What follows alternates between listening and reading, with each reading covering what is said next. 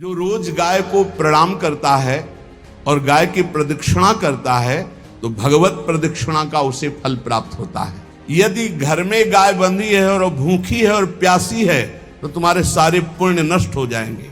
गौ का बहुत बड़ा महत्व वर्णन किया गया धर्म शास्त्रों में, यहाँ तक कि जब कोई ऋषि नाराज होता था तो आगे गाय करके जाया जाता था तो क्षमा हो जाती थी। गाय को देखते ही वो क्षमा कर देते थे। क्या बिना गौ सेवा के जी जो समर्थ है हर तरह से जी जी बिना गौ सेवा के जी क्या उसकी उपासना कैसे? जो मुक्ति है वो विशुद्ध बोध से है, जो भक्ति है वो विशुद्ध प्रेम से है, और जो धर्म है उसके ये अंग है। हाँ, ये धर्म के अंग है। ये बात है। सतरति सा लोकान तार्यति मम भक्ति युक्तो भुवनम पुनात तीर्थी कुर्वन्ति तीर्थानि। गंगा जी भी इंतजार करते हैं ऐसे महापुरुष का जिसका निरंतर भगवदाकार चिंतन चलता रहता है। गृहस्थ धर्म में जैसे है या जिनके पास बहुत अर्थव्यवस्था है, उनको चाहिए कि गौ सेवा से बहुत जल्दी शरीर पवित्र होता है, हृदय भी पवित्र होता है और गोविंद भी प्रसन्न होते हैं। यदि गावः प्रदक्षिणीर कार्या वंदनीया ही नित्यशः मंगलायतनम दिव्याः श्रेष्ठास्त्वेता स्वयं भुवा। यदि गाय घर में पाली जाए या गौशाला खोली जाए और गौओं की सेवा की जाए, जिनके पास अर्थ है, भाव है, भगवान स्वयं श्री कृष्णचंद्र जी ने गौ सेवा स्वीकार की, गौवें चराई। गौओं की परिक्रमा करने से, जैसे आप प्रभु के बिहारी जी के मंदिर की 4 परिक्रमा करें तो जो फल आपको मिलेगा वही गाय की 4 परिक्रमा कर लें तो आपको प्राप्त हो जाएगा। गौ की प्रदक्षिणा से, गावः प्रदक्षिणी कार्यावंदनीया ही नित्यशः, जो रोज गाय को प्रणाम करता है और गाय की प्रदक्षिणा करता है तो भगवत प्रदक्षिणा का उसे फल प्राप्त होता है। जहां गौएं विराजमान होती हैं वो बड़ा पवित्र दिव्य तीर्थ स्थल माना जाता है। गौएं जहां विराजमान रहती, गौशाला में भजन करे तो कई गुना बढ़ करके प्राप्त होता है। स्वयं ब्रह्मा जी ने गौओं को दिव्य गुणों से विभूषित बनाया है। अप्यागाराणि विप्राणाम देवतायतनानि च यद गोमयेन शुद्ध्यंतिम किम ब्रूमो हृदिकम ततः। गाय के गोबर से जहां लेपा जाता है वहां जिस देवता का आवाहन करोगे वही देवता आकर विराजमान हो जाएगा। अपवित्र भूमि में भी यदि गाय के गोबर का लेप कर दिया जाए तो परम पवित्र मानी जाती है। गाय बहुत पवित्र, जहां वो बैठती है, जहां वो मूत्र त्याग करती, गोबर त्याग करती, वो स्थान तीर्थ तुल्य पवित्र माना जाता है। भगवान जब गाय के पीछे पीछे चलते तो गोरा जोड़कर उनके मस्तक पर विराजमान होती, उनके मुखार बिंद पर विराजमान होती। बाल गोविंद के अनिष्टों को दूर करने के लिए गाय के पूंछ को उनके ऊपर ऐसे झाड़ा देती थी मैया। जब गुरुमंत्र वैदिक सिद्धांत से दिया गया था पहली बार तो पंचगव्य पिलाया गया था। गोमूत्रम गोमयम क्षीरम दधि सर्पिस्तथैव च गवाम पंच पवित्राणि पुनन्ति सकलम जगत। कितना भी बड़ा पापी हो, अगर पंचगव्य पिलाया जाए तो वो वैदिक मंत्रों को स्वीकार करने लायक हो जाता है, पवित्र हो जाता है।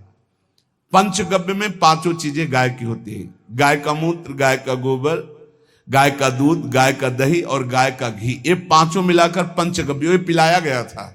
पहली बार जब वैदिक मंत्र दिया गया था तो पंचगव्य बनवाया था गुरुदेव भगवान ने संन्यास, और वो पिलाया था। ये पंचगव्य पिलाने से अपवित्रता का नाश होकर पवित्रता का संचार होता है। इसलिए धन्य है उनका जीवन जो गौ सेवा परायण है भगवत भाव से। गाय में साक्षात भगवान का भाव रखकर गौ सेवा करते हैं। त्रिषिता गौर गृहे बद्धा गेहे कन्या रजस्वला देवशास्त्र सन्निर्माल्य हंति पुण्यम पुराकृतम। यदि घर में गाय बंधी है और भूखी है और प्यासी है तो तुम्हारे सारे पुण्य नष्ट हो जाएंगे। अगर घर में रजस्वला कन्या बहुत काल तक है और उसका विवाह आप नहीं कर रहे हैं तो आपके सारे सुकृत नष्ट हो जाएंगे। यदि घर में ठाकुर जी विराजमान है, कर का पहनाया हुआ माला सुबह तुमने देख लिया तो तुम्हारे सारे पुण्य नष्ट हो जाएंगे, क्योंकि शयन कराते समय तुमने उतारा नहीं, अर्थात तुम सेवा में प्रमाद करते हो। तो देवताश्च निर्माल्य हंति पुण्यम पुराकृतम। जैसे सुबह श्रृंगार किया तो रात्रि के शयन के समय वो हटा लेने चाहिए माले। जब हम शयन कराते हैं तो भले पुष्प शैया पे शयन कराएं पर माला नहीं धारण कराएं। श्रृंगार का माला अगर दूसरे दिन दर्शन किए क्यों पहने ठाकुर जी तो तुम्हारे सुकृत नष्ट हो जाएंगे। गाय बंदी हो घर में, वो प्यासी है और भूखी है, तुम्हारे सुकृत नष्ट हो जाएंगे। त्रिषिता गौर गृहे बद्धा, क्योंकि तुम्हारे पास है, सेवा करना चाहिए। यो वै गाम प्रतिसिद्धेन तो चरंतिम च स्वतरणम नरहा तस्य पूर्वे च पितरा कंपन्ते पतनोन्मुखा। यदि गाय हरी हरी घास चर रही कहीं और तुमने डंडा ऊपर प्रहार किया और लाठी मारी तो तुम्हारे पितर खोपड़ी के बल नरक जाने के लिए तैयार हो गए। ये लिखा है चरंतिम स्वम तृणम नरहा तो तस्य पूर्वे च पितरा कंपन्ते पतनोन्मुखा। इसीलिए क्या भारत से कहीं किसी की तुलना हो सकती है जहां गौ को माता की पदवी दी गई, जहां गौ को हम आराध्य देव के रूप में मानते हैं, आराधना करते हैं। गौ रक्षा, गौ सेवा, ये बहुत बड़ा इसमें छुपा हुआ है। स्वयं भगवान अवतरित होकर गौ रक्षा, जब गाय के रूप में पृथ्वी रमाती तो भगवान का अवतार हुआ है। बड़ा विचित्र समय आता चला जा रहा है कि अब आधुनिक यंत्रों की ऐसी सेवाएं हो गई बड़ी बड़ी कि अब ना बैल की जरूरत है और ऐसे दूध की महंगाई बन गई कि अब देसी गाय 2 लीटर 3 लीटर 4 लीटर और ऐसी इसी की 20-20 25-25 लीटर दे तो कौन देसी गाय को। तो गौओं का सेवा का भावना शास्त्र आज्ञा करता है कि जो प्रतिदिन अग्रग्रासे परोभावा कर्तव्यो भक्ति तोन्वहम अकृत्वा स्वयं आहारम कुर्वम नापनोति दुर्गतिम। जे ही तुम्हारे गृहस्थ में घरों में पहले होता था, अब तो भगवान जाने, जे ही पहली रोटी तवा में गई तो वो निकाल करके पक्की रखी जाती थी गौग्रास के लिए, पहला रसोई में। तो इसमें लिखा प्रतिदिन स्वभोजनम, पहले स्वयं भोजन न करके गाय के लिए ग्रास निकालना चाहिए। तो जिनके पास अर्थव्यवस्था जो गृहस्थ धर्म में है या जिनके पास अर्थ है, कुछ रोज 1 रुपया निकालो। हम कह रहे रोज निकालो तो महीने में 30 रुपया होते, 30 रुपया में एक गाय को हरी घास तो एक टाइम पवा ही सकते हो ना, बहुत नहीं है तो 1-1 रुपया निकाल के अगर एक गाय को चारा दोगे तो एक बार का भोजन तो हो ही सकता है। 30 रुपया में हरी घास जाकर के उसके दावा एक बार तो पवा दोगे ना। अग्रग्रासे परोभावा कर्तव्य भक्ति तोन्वहम, भक्ति पूर्वक गाय को 1 ग्रास भोजन में 1 रोटी तो निकालना चाहिए गाय के लिए, ऐसा शास्त्र आज्ञा कहता है। जो ऐसा करता है तो अकृत्वा स्वयमाहारम कुर्वन् नाप्नोति दुर्गतिम, अपने आहार से 1 रोटी निकालकर गाय को देता है और स्वयं 3 रोटी भले पाले 1 रोटी गाय को दे दी तो बोले उसकी दुर्गति नहीं होगी, अर्थात उसके अंदर भाव बढ़ता चला जाएगा वो भगवान की भक्ति में। और तेनाग्नयो हुता सम्यक पितरश्चापि तर्पिताः देवास् पूजितास्तेन यो ददाति गवान्हिकम। जो प्रतिदिन गौग्रास निकालता है, अर्पित करता है, तो उसको अग्निहोत्र करने का फल मिलता है, उसके पितरों को तृप्ति मिलती है और समस्त देवताओं के पूजन का फल मिल जाता है जो गौग्रास निकालता है। यो वै ताड्यते यष्ट्याधेनुम मर्त्यो विमूढ़धि। जो मूर्ख मनुष्य, जैसे अब गाय दूध नहीं दे रही, मार डंडे डंडे मार रहे हैं, इंजेक्शन लगा रहे हैं, ऐसे वैसे कर रहे हैं, उसको ताड़ना दे रहे हैं, तो बोले जो मूढ़ बुद्धि मूर्ख मनुष्य, यो वै ताड्यते यष्ट्याधेनुम मर्त्यो विमूढ़धि, वो गाय को लाठी से मारता है, डंडे से मारता है, हाथों से मारता है, तो धर्मराजस्य नगरेशा याति करवर्जिता। धर्मराज जी पहले अपने नरक में ले जा करके उसके कहते थोड़े थोड़े तिल तिल करके पहले इसके हाथ काटो, मरना है नहीं वहां। अब आराम आराम से थोड़े थोड़े पहले हाथ वर्जिता, इन्हीं हाथों से गाय को मारा था ना, वैसे थोड़ा थोड़ा काटा जाता है उसके हाथ। कर वर्जिता, उसके दोनों हाथ काट करके थोड़े थोड़े। यो वै दंसान वार्यति तस्य पूर्वे कृतार्थ कहा नृत्यंत सवादिस्मास तरिष्यति भाग्यवान। जो गौ के शरीर को स्नान कराता है, गौ के शरीर को कीट आदि से मच्छर आदि से रक्षा करता है, और खूब अच्छा अच्छा पदार्थ गौ, केवल दूध के लोभ से नहीं, ये हम गौ सेवा की बात कर रहे हैं। ये कि नहीं वहां 10 लीटर दूध देती तो हाथ फेरो, जब दूध नहीं देती है तो चारा भी ठीक से नहीं दे रहे, और उसके ये स्वार्थी हो, गौ सेवा का बात नहीं। वो दूध का लोभी केवल व्यापार की बात करता है। गौ सेवा का तात्पर्य है गौ सेवा केवल, खूब बछड़े को पिला दिया प्रसाद रूप से, जो दूध मिला उसका अपने सेवन की, वो बात तो अलग है। अब बछड़े को तो जरा सा केवल पिन्हाने के लिए कर दिया, और खूब सारा दूध लीटर में नाप करके जा रहा है, और उस समय तक तो खवाओ पियाओगे ही खूब अच्छे से। इसके बाद जब दूध देना बंद किया तो उसका आदर सत्कार खत्म, खोल के बाहर ऐसे वो प्लास्टिक खाते घूम रही, तो ये गौ सेवा नहीं मानी जाएगी, वो स्वार्थ पूर्ति मानी जाएगी। जो सदैव गौ सेवा करता है, उसके डांस मच्छर हटाता है, स्नान कराता है, पीठ में हाथ फेरता है, उसके पूर्वज जो पितर होते हैं वो नाच पड़ते हैं, उनका मंगल होना शुरू हो जाता है कि हमारे वंश में गौ सेवक पैदा हुआ, बड़ा भाग्यवान है, और वो गौ के द्वारा हमें तार देगा, ऐसा भाव। गौ सेवा हमारे सनातन धर्म में बहुत बड़ा स्थान गौ सेवा का है। पर एक बात ध्यान रखें, इन सब सेवा का फल है भगवान के चिंतन में निरंतर वृत्ति डूब जाए। हमारी एक एक वृत्ति, एक एक क्षण भगवान के चिंतन में डूब जाए। अगर नहीं तो हम आपको उत्तर दे रहे हैं, क्या महाराज नृग जैसा कोई गौ सेवक हुआ है दानी? भागवत में पढ़ लेना, करोड़ करोड़ गायों को, करोड़ों गौशालाएं थी, एक दो नहीं। इसलिए कह रहे हैं करोड़ों शब्द कि आप उसको कहीं ज्यादा ना समझें। पृथ्वी के कोई भूमि के कण गिन सकता है, बारिश की बूंदे गिन सकता है, लेकिन महाराज नृग की गौएं जितनी दान की गई वो गिनी नहीं जा सकती थी, ऐसा वर्णन आता है। अरबों अर्बुद गौओं की सब स्वर्ण से अभिषिक्त करके ब्राह्मणों को दान करना। इतने बड़े गौ सेवक, इतने बड़े दान करने वाले, एक चूक हो गई, ना दान लेने वाले तपस्वी ब्राह्मण की गाय किसी अन्य ब्राह्मण को दान कर दी, और वो ब्राह्मण ने जब गाय देखी बोली मेरी गाय चुरा ली। बोले महाराज नृग ने दी। महाराज नृग से कहा मेरी गाय है, तो उनका गौशाला में आ गई होगी, आपको 10,000 गौवें देते हैं, आप अपनी गाय। बोले मैं प्रतिग्रह नहीं लेता। जिसने दान लिया था उसने कहा गाय यही लेके जाऊंगा, तो उनका आप गाय छोड़ दीजिए, आपको 10,000 गाय देते। बोले नहीं लूंगा। बस अनजाने के अपराध ने गिरगिट बना दिया था, कुएं का गिरगिट। पर भगवान बड़े कृपालु हैं, गौ सेवक थे, इसलिए गोविंद द्वारिकाधीश जी ने उनका उद्धार किया।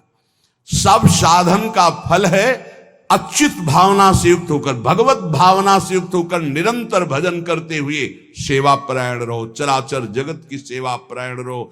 भजन करना ही सबसे बड़ा परम धर्म है। हम सब सेवाएं करें जगत की, लेकिन अंदर से राधा राधा राधा, गोविंद गोविंद गोविंद गोविंद, आनंद आ जाएगा।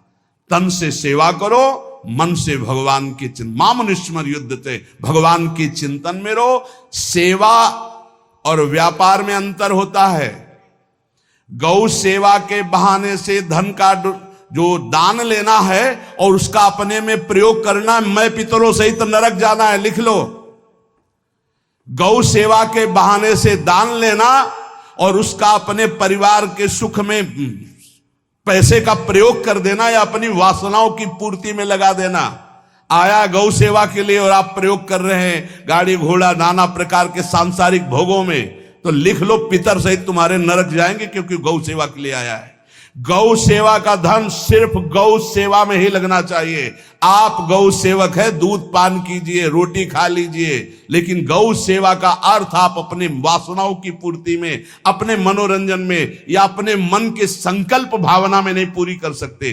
गौ सेवा के लिए ही पूरी कीजिए। गौ के वास का निर्माण, गौ के भोजन की व्यवस्था, वो दूध दे ना दे, वो कैसी भी अवस्था में हो, उसकी सेवा परायणता, उसके लिए सेवक रखना, सेवकों को भी सुख प्रदान करना, लेकिन स्वयं कभी गौ के सेवा के लिए आए हुए धन का स्वयं के लिए भोग न करना और निरंतर भजन रखना, उसे परम पद की प्राप्ति हो जाएगी। इसलिए हमारे सनातन धर्म में गौ सेवा का विशेष महत्व है और इस महत्व को सबको स्वीकार करना चाहिए। यदि आप गौ पालन स्वयं नहीं कर सकते तो 4 लोग मिलकर के, क्योंकि आज जो गायों की व्यवस्था वो बड़ी दयनीय हो रही है। दयनीय इसलिए हो रही कि दूध की अधिकता के चाह रखने वाले भैंस रखते हैं या विदेशी गाय रखते हैं। अपनी भारतीय जो देसी गाय है वो उतना अधिक नहीं देती कि 40 लीटर 30 लीटर 25 लीटर, बहुत अधिक देगी तो 5 और 8 लीटर। देसी शुद्ध गाय अपनी जो है वो 8-10 लीटर, बहुत जब व्यवस्था हो। नहीं तो अपने गांव में तो देखा है 2-2.5-3 लीटर से ज्यादा नहीं देंगे। 1.5 लीटर इधर 1.5 लीटर उधर, या बहुत हुआ तो 2 लीटर 2 लीटर, पर वो स्वर्णिम दूध होता है। जो दूध की चाह रखने वाले जन थे अब वो गायों को नहीं रखते, देसी गायों को कोई बिरला ही रखता है। अब पहले बैलों की जरूरत होती थी, गाय बछड़ा दिया तो आनंद होता था कि किसानी के काम में। अब तो ट्रैक्टर है तो बैलों की जरूरत नहीं। अधिक दूध के लिए अरे अब तो पशुओं की जरूरत नहीं, केमिकल से दूध बन रहे हैं, टैंकर के टैंकर। तो फिर हमारी जो गायें हैं उनकी बड़ी दुर्दशा हो रही। तो हमें चाहिए कि जो गृहस्थ जन हैं, धनी मानी जन हैं, या जिनके पास शरीर व्यवस्था, बौद्धिक स्तर सेवा परायण, अर्थव्यवस्था, वो थोड़ा 4 गाय की व्यवस्था करके उनकी सेवा करें, क्योंकि हमारे सनातन धर्म का स्वरूप है। जहां मां पदवी दी गई है गांव को, गौ माता कहा गया है। गौ में समस्त देवता विराजमान है। गौ का बहुत बड़ा महत्व वर्णन किया गया धर्म शास्त्रों में।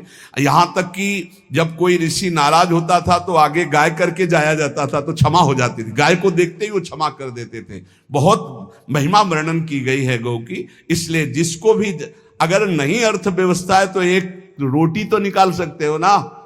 तुम्हारी रसोई में रोटी बने तो पहली रोटी निकाल लो, और आसपास जहां गाय बंधी हो तो उसको दे आओ जाकर, तो कम से कम धर्म का पालन हो जाएगा, गौ सेवा बन जाएगी। तो गौ सेवा, चराचर जगत की सेवा, भगवत सेवा, सबका फल है। फिर प्रारंभ में आ जाइए स्मृति। योगी हो तो चित्त की वृत्ति का निरोध करके परमात्माकार, ज्ञानी है तो चित्त वृत्ति का लय करके स्वरूप स्थित, भक्त है तो एक एक वृत्ति सावई मनः कृष्ण पदार विंदयो। भगवान के चरण में, भगवान के नाम में, भगवान के रूप में, भगवान की लीलाओं में स्मृति अगर नहीं तो सब साधन अधूरा, और स्मृति तो हर साधन पूरा। इसलिए एक बार कमर कस लो, चाहे जगत की सेवा करो, चाहे जिस कार्य में लगे हो, तुम्हारी स्मृति प्रभु में लगी हो। स्मृति के बिना हम जीवन का कोई महत्व नहीं समझते। स्मृति विहीन जीवन सब व्यर्थ। इसीलिए उन परमहंसों के चरणों में स्वयं भगवान चरण रज लेने के लिए पीछे डोलते हैं, जो निरपेक्षम मुनिम शांतम निर्वैरम समदर्शनम अनुब्रजाम्यहम नित्यम पुयत्यंगुरेण भी। ना कोई प्रतिज्ञा, ना कोई चाह, ना कोई इच्छा, निरंतर भगवदाकार वृत्ति, निरपेक्षम मननशील, द्वंद्व विमुक्ता, जो शांत हैं, जो किसी से वैर नहीं रखते, भगवदाकार वृत्ति, उसी मार्ग के आप पथिक हैं। सर्वतो भावेन, अपने मन को समेट लो धर्म और कर्म दोनों से, और साब त्यज लोक धर्मान, और परम धर्म का सेवन करते हुए समस्त चराचर जगत को भगवत स्वरूप निरखते हुए इसी जन्म में परम पद को प्राप्त हो जाओ। सत्संग का सार हमारा शरीर है, इससे सेवाएं बने।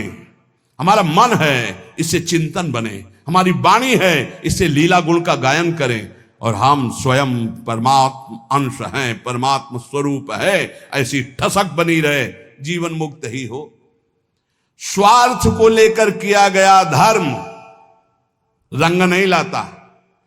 निष्काम किया हुआ छोटा सा भी धर्म परमार्थ की ऊंचाई पर चढ़ा देगा। ध्यान रखना, परमार्थ की ऊंचाई पर चढ़ा देगा। इसलिए निष्कामता सब सोहित, निष्कामति।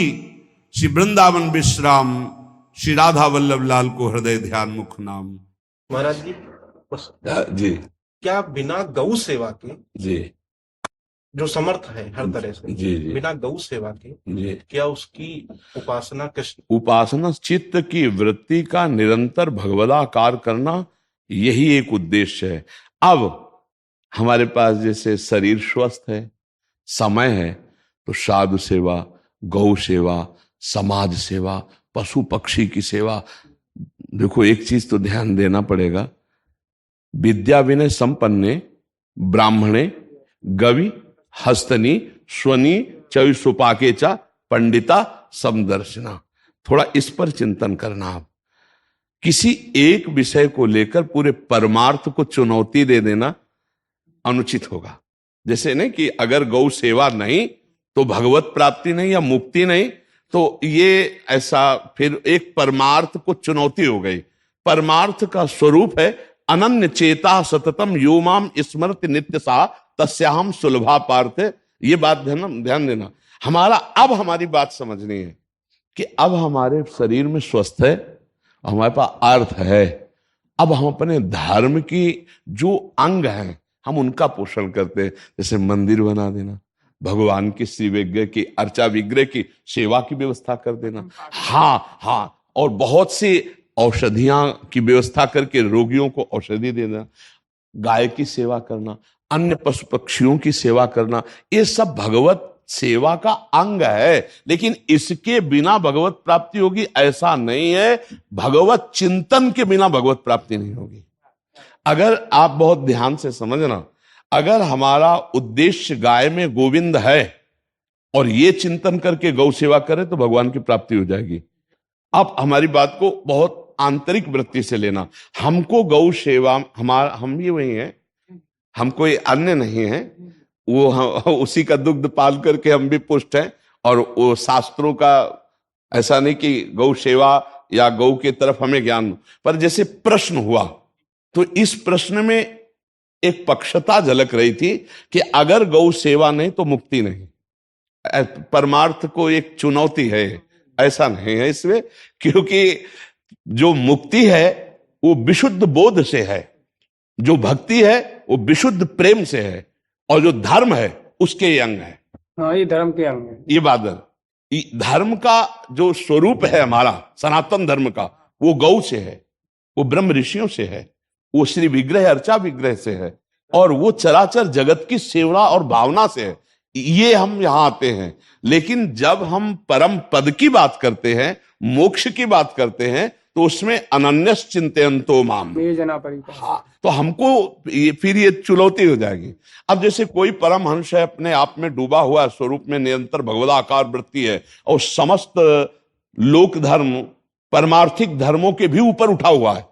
अब हम अगर ये बात कहें कि उसका मोक्ष नहीं होगा, नहीं, वो तो उसका तो मोक्ष होगा ही, वो हजारों का और भी मोक्ष करा देगा। सतरति सा लोकान तार्यति मम भक्ति युक्तो भुवनम पुनात तीर्थी कुर्वन्ति तीर्थानि। गंगा जी भी इंतजार करते हैं ऐसे महापुरुष का जिसका निरंतर भगवदाकार चिंतन चलता रहता है। हाँ, अब भगवदाकार चिंतन चलते हुए शरीर स्वस्थ है, अर्थ की व्यवस्था है, और रुचि वैचित्र, रुचि की विचित्रता है। कोई श्री विग्रह अर्चा विग्रह में इतना आसक्त है कि उसके पास 1 मिनट टाइम नहीं है। कोई संत सेवा में इतना आसक्त है कि उसको सब गौड़ है, केवल संत सेवा। कोई गौ सेवा में इतना आसक्त है कि अपने प्राणों की बलि चढ़ा सकता है। ये सब भगवत प्राप्ति का स्वरूप है। अलग अलग निष्ठा है, कोई नाम निष्ठ, कोई धाम निष्ठ, कोई सेवा निष्ठ, कोई गुरु निष्ठ, कोई इष्ट निष्ठ, कोई गौ निष्ठ, है ना, अलग अलग। क्योंकि परमार्थ का विस्तृत स्वरूप है। कितने ऐसे संत भगवान हैं जो एकांत सेवन करते हुए भिक्षावृत्ति से कभी किसी की तरफ देखते नहीं, समाज सेवा या लोक सेवा या धर्म आदि की कोई वार्ता नहीं, वो परम धर्म में स्थित है निरंतर। तो उन्हीं के द्वारा हम सबका परम मंगल हो रहा है, ये भी बात समझ लीजिए, है नहीं। हाँ, तो हम विस्तृत रूप से जो अगर हमारे पास अर्थव्यवस्था हो तो हम 4 से सहयोग लेकर गौ सेवा करें, समाज सेवा करें, इसका निषेध नहीं, ये हमारी श्रेय है, ये श्रेय है। पर हमको ये ध्यान रखना है कि इतना ही नहीं है हमारा परमार्थ का स्वरूप, है ले। अब जैसे कोई अर्चा विग्रह में आ सकते, 1 मिनट टाइम नहीं था महाराज बहुलास को। हाँ, आप चरित्र पढ़ के देखिए। आकर के देवर्षि नारद जी ने निवेदन किया कि स्वयं द्वारिकाधीश भगवान विराजमान, दर्शन रोज रथ सजता था, फिर आए ना भगवान, स्वयं भगवान आए ऋषियों सहित, केवल अर्चा विग्रह में आ सकते थे कि नहीं आ सकते थे। अच्छा, इसके बाद श्रुतदेव के पास कौन सी साधना थी? केवल भगवान की विशुद्ध भक्ति। भगवान 2 रूप धारण करके एक साथ ही बहुलास्वर श्रुतदेव के पास गए। तो कई ऐसे पावन चरित्र महापुरुषों के हैं कि अलग अलग निष्ठाओं के द्वारा उन्होंने भगवान की प्राप्ति की। हमारा हृदय समस्त निष्ठाओं का आदर करे, पर हमारी निष्ठा जैसे गौ सेवा, हमारी निष्ठा जैसे साधु सेवा, तो हम कहीं ऐसा न करें कि अपनी निष्ठा के आरोप में, अपनी निष्ठा के भाव में हम अन्य निष्ठाओं का अपमान करें।